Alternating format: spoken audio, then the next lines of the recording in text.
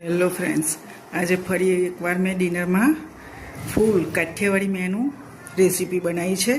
તે માટે મેં ભાખરી પણ બનાવી છે, રોટલી બનાવી છે, ગુલાબજાંબુ છે, કંકોડાનું શાક બનાવ્યું છે, બટાકાનું શાક બનાવ્યું છે, આ કેરડા છે આઠેલા, આદુ લસણ ને કેરીની ચટણી છે, છાશ લીધી છે વાટકામાં જ, પાપડ છે, પાપડી છે, ચોખાના પાપડ અને ફણગાવેલા મગની ખીચડી, વઘારેલી મસાલાવાળી ખીચડી બનાવી છે.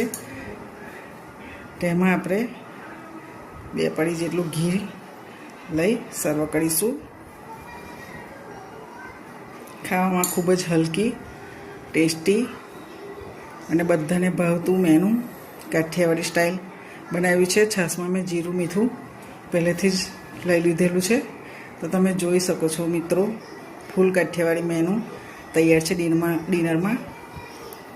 તમે પણ આવી રીતે બનાવો. Thank you for watching video.